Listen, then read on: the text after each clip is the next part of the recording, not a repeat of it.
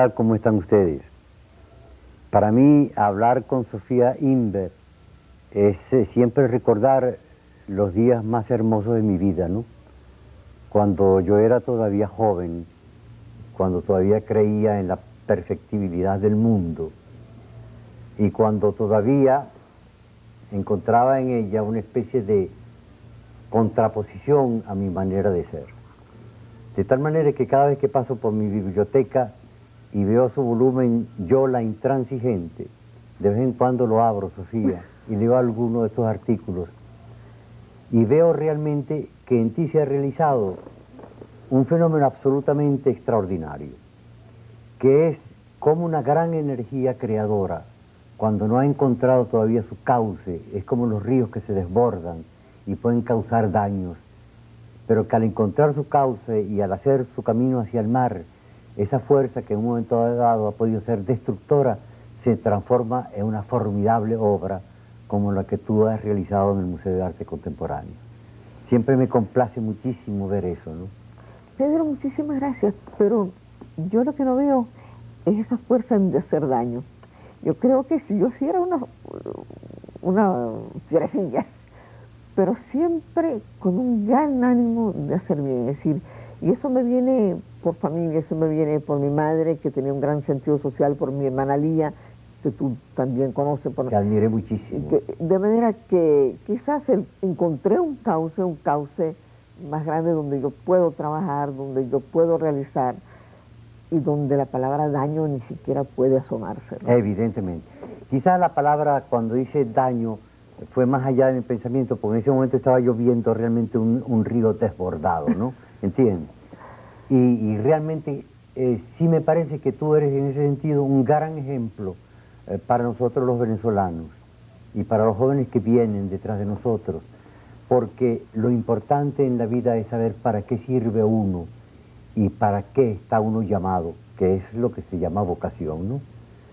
De tal manera que me parece muy justificado el hecho de que se te haya acordado el título hermosísimo de Buen Ciudadano.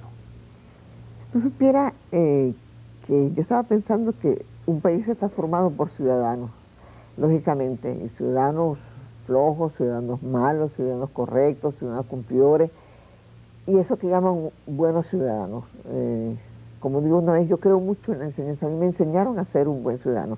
No ensuciar el suelo, no apagar la luz cuando uno se va, que mis derechos terminan donde empiezan los derechos de los demás. Yo creo que a fuerza de eso me he convertido quizás en una cosa muy corriente y que nadie toma en cuenta, que por eso el Consejo Municipal me parece que ha hecho bien en hacer esa condecoración con ese nombre que parece tan humilde, buen ciudadano. Ahora, si yo soy un buen ciudadano, lo que quisiera es que tuviera una suma de buenos ciudadanos, porque una suma de buenos ciudadanos daría un país mejor. Entonces, en este caso me siento La verdad es que cuando tú hablas de ti misma, yo nunca dejo de pensar en Carlos, ¿no? Yo tampoco. ¿Verdad? En el sentido de que ustedes se complementan tan admirablemente como Pierre y Marie Curie, sí, como esas grandes parejas que conjuntamente han realizado hermosas cosas. Yo creo muchísimo en la influencia benéfica que sobre ambos ha tenido la personalidad tan serena de Carlos, ¿no es verdad? Pues estoy absolutamente segura. Y creo que sobre Carlos ha hecho mucho bien. Tener a Sofía a su lado. Nosotros realmente trabajamos muy bien juntos. Es decir, es muy difícil que una persona que se levanta a las 4:30 de la mañana y que está todo el día juntos, absolutamente juntos, no se intercalen su beneficio.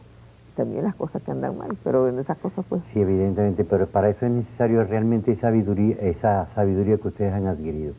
A mí me gustaría algún día consagrar toda una entrevista a todas tus experiencias en ese sentido, pero como se trata realmente de algo también muy importante, que es lo que estás tú realizando en este momento en el Museo de Arte Contemporáneo, a mí me gustaría que nos informaras de qué es lo que estás haciendo y por qué lo estás haciendo. Yo creo que primero en el marco de los 12 años del museo, nosotros queríamos, en el marco de los 12 años del museo, y como la culminación del año galleguiano, nosotros queríamos hacer un gran homenaje a Rómulo Gallego. como precursor de la modernidad en literatura, nosotros decidimos reunir a aquellos pintores, tanto de la América del Norte como de la América nuestra, la América Latina, que fueran sus equivalentes en rupturas con academicismo, en rupturas con lo ya dicho, es decir, modernos. Por eso la exposición se llama Precursores de la Modernidad en América. Eso fue un trabajo sumamente arduo y difícil, porque parece lo más difícil que puede haber para un museo, es que lograr que un museo serio le preste una obra a otro museo. Y tenemos que decir dolorosamente que a un museo latinoamericano, por razones que prefiero obviar. Entonces, nosotros nos sentimos sumamente orgullosos porque 12 de los más grandes museos norteamericanos, más muchísimos museos latinoamericanos, nos han prestado sus obras. De manera que eso demuestra confianza en Venezuela. No solamente confianza en la institución que yo dirijo, sino eso es Venezuela. Porque una de las cosas que más me molesta a mí es que cuando visitan el Museo de Arte Contemporáneo, dicen, caramba, qué maravilla, es una isla de excelencia, eso parece Suiza. Yo digo, no, eso no es Suiza, eso no es Estados Unidos, eso es Venezuela, hecha por venezolanos y para venezolanos y con mucho amor, y así trabajamos. Ahora, esa exposición tiene 40 artistas, 9 países, 140 obras. Y tenemos también el caso muy nuevo en Venezuela, que es que un coleccionista nos haya prestado 30 obras. Se trata de Magali y Miguel Ángel Capriles, que tienen una compulsión de comprar cosas para formar un museo latinoamericano que se llamará Museo Capriles. Si esto se da, si Miguel Ángel y Magali siguen con ese entusiasmo, nosotros tendremos ese museo y de todas partes del mundo tendrán que venir a estudiar, a investigar, a ver cómo se hace, qué significa la pintura latinoamericana que ha estado dispersa. Nosotros conocemos mucho más lo que pasa en el Japón, de lo que pasa en el Ecuador o de lo que pasa en Costa Rica. Mira que con eso fue otro aporte que nosotros hicimos. La exposición es sumamente hermosa, tiene grandes pintores, tiene a Lana, Tamayo, a Diego Rivera, a Orozco, a Siqueiro, Samata, bueno, todos los pintores latinoamericanos más, gente como Hopper, gente como George O'Keeffe, gente como Milton Avery, de manera que, y los venezolanos hemos escogido a Reverón, a Monasterios, a Cabré y a Brand para representar la modernidad. Creo que realmente es una exposición muy, muy, muy hermosa y que tenemos muy pocas veces la ocasión de admirar tantas obras juntas. Ahora, permíteme que te interrumpa para hacerte esta pregunta, pero ya no me refiero solamente a la directora y creadora de ese museo, sino a tu propia posición ante el arte latinoamericano. Yo recuerdo que una vez que tú me hiciste el placer de venir a nuestra casa en París, yo estaba fascinado con la campanela, con la versión pianística de la campanela, que creo que es un tema de Paganini. Y yo leí en tu rostro que aquello verdaderamente no te interesaba en lo más mínimo, ¿no? Entonces yo quisiera saber, ¿cuál es tu opinión sobre el arte latinoamericano? Es decir, ¿se puede hablar de un arte latinoamericano que se diferencie de un arte europeo, que tenga una identidad separada de continente a continente, o es simplemente corrientes que reflejan aquí en las corrientes mundiales? Yo creo que es lo segundo lo que tú dices. Cuando yo hablo de los precursores de la modernidad, son hombres que han roto cánones un poco más tarde quizás los europeos, porque nosotros venimos siempre con retardo con respecto a los grandes movimientos, pero que sin duda cuando tú ves a un Diego Rivera, a un Orozco, a un Siqueiros, a un Guayasamín, a un Lam, los temas de ellos, aunque tratados con técnicas que puedan ser técnicas totalmente occidentales, ellos tienen, la temática es diferente. La mayoría de los pintores figurativos tienen una temática diferente. No así los pintores abstractos nuestros, latinoamericanos, que tienen un lenguaje común con los abstractos europeos, de los cuales no se distinguen en nada. Ellos a su vez niegan eso.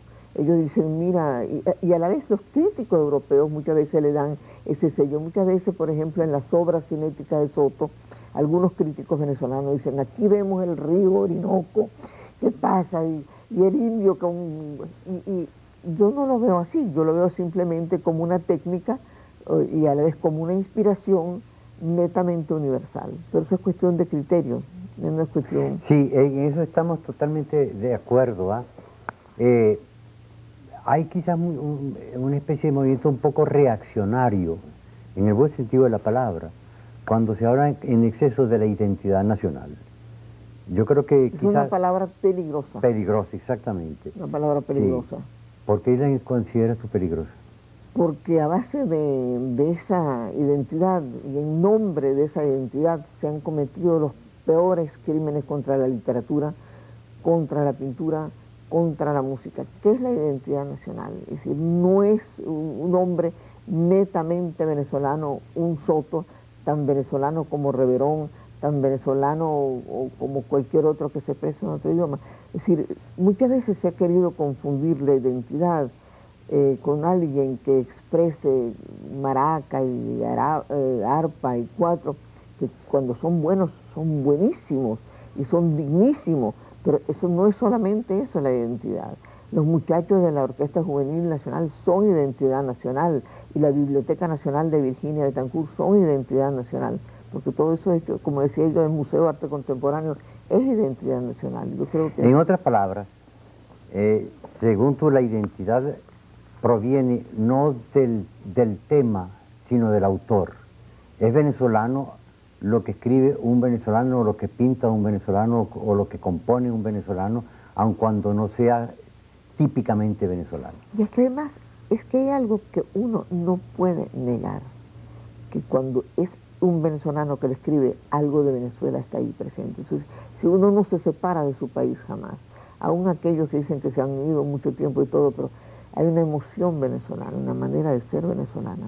Pero eso es decir, la identidad nacional y ciertas cosas que tenemos que hacer y escribir según los cánones, y tenemos que escribir y hablar de taita, y eso ya está pasado. Y justamente la modernidad en gallego es que él deja ese lenguaje para hacer una novela que podría ser una novela en cualquier parte del mundo. En cambio, para leer ciertos criollismos en literatura o cierta pintura había que recurrir a casi a un diccionario porque nadie la comprendía. Evidentemente.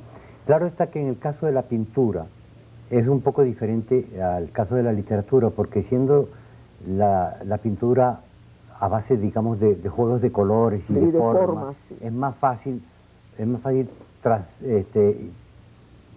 pasar las fronteras e ir hacia lo universal.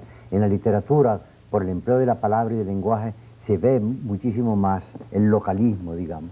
Ahora, dentro de esa universalidad de la pintura, que le viene después de la música, que para mí es el más universal de los lenguajes, ¿tú consideras que hay una especie de correspondencia entre la forma de crear en América, incluso tomando en cuenta los Estados Unidos, y la forma de crear en Europa? Mira, yo creo que quizás eso lo ha habido antes, y yo creo que hay un fenómeno muy interesante, que es el fenómeno lo que llama la gente los 80, que por vez primera en el mundo entero, como hay una unificación del lenguaje, es una unificación muy interesante, porque es como si todos decidieran hacer una antipintura, una pintura dura, una pintura difícil, y tú lo ves que en Alemania lo hacen, y lo hacen en Italia, y se está haciendo en los Estados Unidos, y lo están haciendo los jóvenes venezolanos, por cierto, entre paréntesis, muy criticados, porque dicen que ellos traen eso porque está viniendo del exterior. Yo creo que no, que justamente hoy, dada la radio, la televisión, las revistas, que cada día nos llegan menos porque consideran que las revistas y los libros y la pintura y el ballet es un arte, es un lujo. Claro, es un lujo para los incultos. Es un lujo para los incultos. Entonces, lógicamente, hay una unidad de lenguaje. Tú tomas, por ejemplo, cualquier pintor italiano, Kia o Clemente, o que tomas un alemán como Kiefer, o tomas un americano, o tomas un venezolano joven como León, y entonces ellos están como unificados en cierta búsqueda, en cierto lenguaje, y toma uno las revistas extranjeras y encuentra que hay una unidad de lenguaje. Claro que hay quienes se han quedado en otros lenguajes, por eso justamente la pintura, como todas las artes, tiene el pluralismo de la expresión. Ahora, perdona que te interrumpa. A mí me ha preocupado muchísimo verdaderamente para qué sirve el arte, incluso la literatura, etcétera.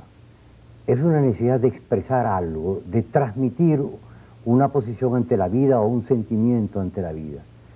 Pero para que yo te transmita eso a ti, tú tienes que comprender qué es lo que yo quiero decir. Es decir, suponiendo que yo hablase chino y tú no hables chino, yo no te puedo hablar en chino. Tendré que aprender chino. ¿Verdad? Tendré Es que decir, yo aprender tengo chino. que hablarte a ti en un lenguaje comprensible para ti. ¿A ti no te parece que tanto en la literatura como en las artes plásticas ha ido una creciente separación entre el lenguaje usado por los creadores y el lenguaje comprensible para la multitud? Mira, yo creo que con el lenguaje plástico, sobre todo, ha pasado como con las computadoras. Es decir, antes uno sumaba y uno no entendía a otro que no sumara. Hoy día, los que sumamos a mano y no usamos la computadora porque todos los niños la usan, es imposible, pero es que todo el mundo saca una cosita y ya nadie sabe sumar. Es así, el lenguaje nuevo es entendido por los jóvenes, ellos lo entienden, llega a ellos. Y yo creo que verdaderamente no llega cuando es muy malo. Ahora entonces, fíjate, si no me equivoco, hay una especie de renacimiento de la pintura figurativa. Sí, así es, total, ¿No es cierto? total. ¿Qué quiere decir eso?